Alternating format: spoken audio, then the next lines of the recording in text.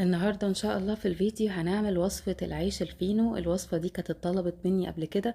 طبعا العيش الفينو من المخبوزات المحبوبة جدا، هي والعيش البلدي بتاعنا.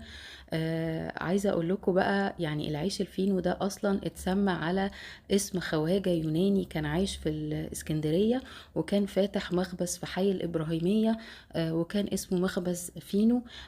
وكان بيعمل عيش، اللي هو العيش الفينو ده، واتسمى على اسمه. وكان له طعم مميز جدا جدا. وكان طبعا بيعمل حاجات تانية، جاتوهات وحاجات تانية، وكان مشهور ان حاجته يعني حاجة فخمة جدا جدا. وجميلة جدا. طبعا انا معرفتش اجيب الوصفة الاصلية بتاعته، بس احنا هنعمله بطريقة المخابز بتاعتنا. بس طبعا مفيش مقارنة بينه وبين يعني بين اللي بنشتريه في الفرن، لان الطعم احلى كتير كتير، يعني فعلا مفيش مقارنة. يعني انا عايزه اقول لكم، انا لما دقته، انا كلت الرغيف كله حاف من غير ما احط معاه حاجه، من حلاوه طعمه ومن جماله. زي ما انتوا شفتوا الفينو قد ايه هاشش وطري. بصوا نافش ازاي وحلو. وطعمه كمان فعلا والله يتاكل حاف. تعالوا مع بعض نشوف ازاي هنعمله. لو انتوا اول مره تشوفوني، انا عندليب ودي قناتي عندليبس بيكري. ولو الفيديو عجبكم ما تنسوش تعملوا لايك واشتراك، وتفعلوا الجرس عشان دايما يوصل لكم اشعار بكل فيديو انا بنزله. يلا تعالوا نبتدي الوصفة. اول حاجة هنحتاج نص كيلو او 500 جرام من الدقيق. الدقيق يكون دقيق مخصوص للمخبوزات، نسبة البروتين فيه عالية، 13 جرام 14 جرام. وانا هنا مستخدمة سنبلة الفرات للمخبوزات. طبعا بما ان المخابز عندنا بتحط محسن العيش اللي بيخلي العيش نافش وطري، وطبعا محسن العيش ده مش صحي، فاحنا هنستخدم حاجات تانية تحل محله وتدي نفس النتيجة واحلى كتير. اول حاجة هنحتاج معلقة ونص صغيرين من الخميرة الفورية، ومعلقة صغيرة من البيكنج باودر. البيكنج باودر بيحل محل محسن العيش، مع برضو حاجات تانية زي معلقة كبيرة من اللبن الباودر، وده بيخلي العيش ينفش احلى. بيساعد الخميرة انه يخلي العيش ينفش احلى، مع معلقة كبيرة من الخل. والخل بيخلي العيش بتاعنا طري، زائد ربع كوباية من الزيت. الزيت برضو بيخلي العيش بتاعنا طري كتير. مع معلقتين صغيرين، اسفة، معلقتين كبار من السكر. ومحتاجة 240 جرام من المية. المية بدرجة حرارة الأوضة لأن الجو حر جدا جدا.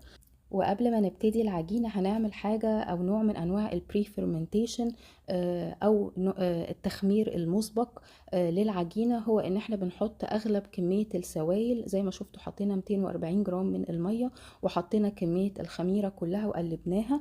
وبعد كده هنبتدي ناخد جزء من أو جزء من كمية الدقيق بتاعنا. هنحتاج 275 جرام من الدقيق، هنحطهم على المية. النوع ده من البري فيرمنتيشن او التخمير المسبق ده اسمه سبونج بالانجليزي. وده بيحسن من جودة العجينة بتاعتنا وبيخليها طعمها احلى. هنقلب بقى الدقيق مع المية والخميرة لحد لما الدقيق بتاعنا يتشرب المية كلها، وبيبقى القوام بالمنظر اللي انتوا شايفينه ده، بيبقى شبه قوام الزلابية شوية. هنبتدي بقى ان احنا نغطي الطبق ده ونسيب الطبق ده يخمر. نخلي بالنا كويس قوي، الجو حر جدا. يعني ما نسيبش الطبق فترة طويلة، لان لو حصل تخمير بزيادة العجينة بتاعتنا هتبوظ. هو يعني في الجو بتاعنا ده انا خد مني نص ساعة بالظبط، ما خدش اكتر من كده، فناخد بالنا عشان ما يحصلش تخمير بزيادة. المفروض ان الحجم يتضاعف بالمنظر اللي انتوا شايفينه ده. هو ده الشكل المطلوب اللي احنا عايزينه.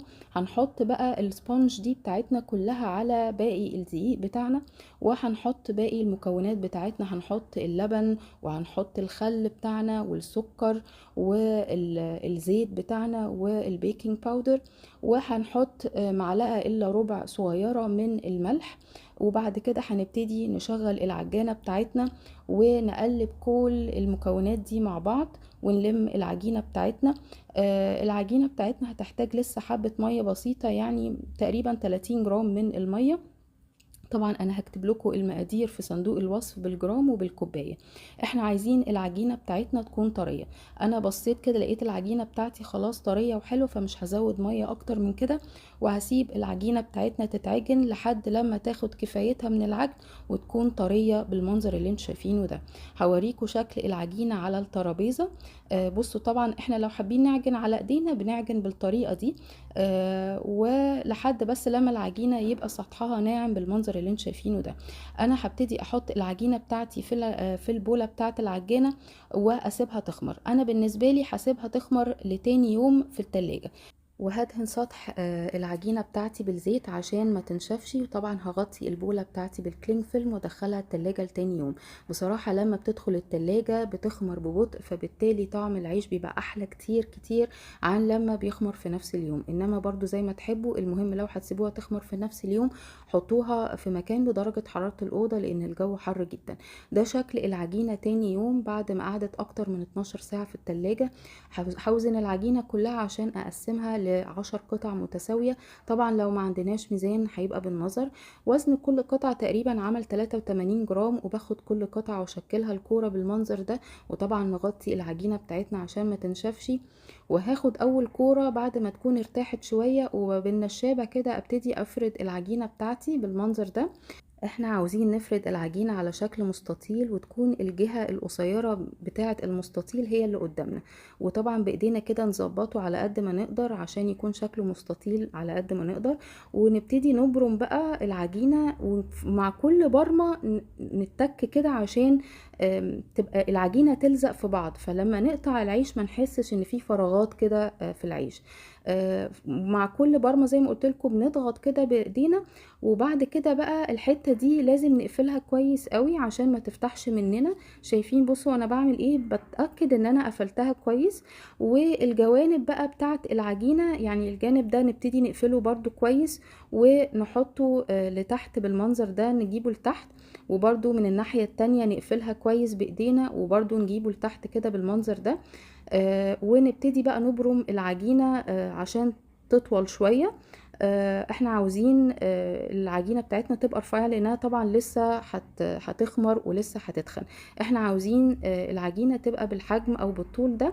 طبعا الطول اللي انتوا عايزينه، يعني هو في الاخر مش هتفرق. ويبقى بالمنظر اللي انتوا شايفينه ده. هنفضل بقى نعمل كده لحد لما بصوا بقى واحنا بنبرم ممكن تاني تفتح الاطراف، مفيش مشاكل، برجع تاني اقفلها. المهم ان احنا طول ما احنا بنبرم نتأكد ان الطرفين مقفولين على قد ما نقدر. وبعد لما نخلص العجينة كلها هنسيب بقى الصينية تخمر في درجة حرارة الأوضة لأن الجو طبعا حر جدا. هنغطي بس الصينية أو ندخلها الفرن ونقفل باب الفرن. ونسيبها تخمر من يعني في حدود نص ساعة 45 دقيقة، وطبعا الوقت بيختلف من بيت للتاني.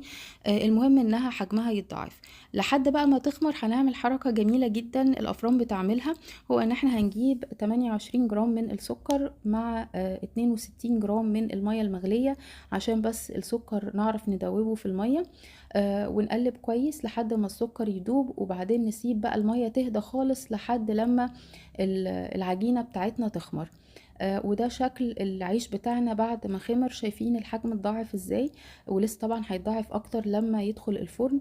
هنبتدي ندهن بقى كل رغيف بالمية بسكر دي عشان لما يدخل الفرن ويتخبز السطح بتاعه يتكرمل ويبقى لونه حلو.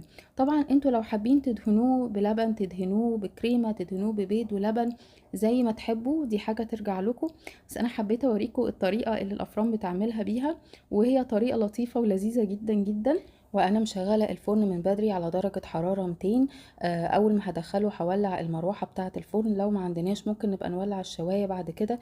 المهم انه ما يقعدش كتير في الفرن عشان ما ينشفش. شايفين شكل العيش الفينو قد ايه حلو بعد ما طلع من الفرن؟ في حركه كده انا هعملها دلوقتي، الحركه دي اختياريه بس بتنقل العيش الفينو لحته تانية خالص، بتخلي طعمه رهيب رهيب رهيب. طعمه كده بيبقى شبه البريوش شوية واحنا بناكله.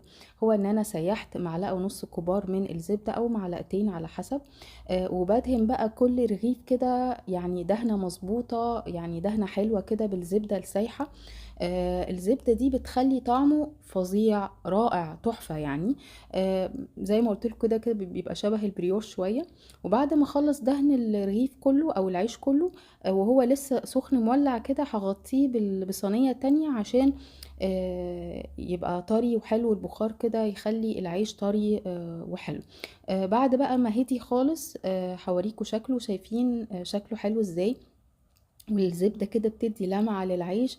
وزي ما انتم شايفين بصوا بقى طري وحلو جدا، ومش قادرة اقول لكم طعمه تحفة والله.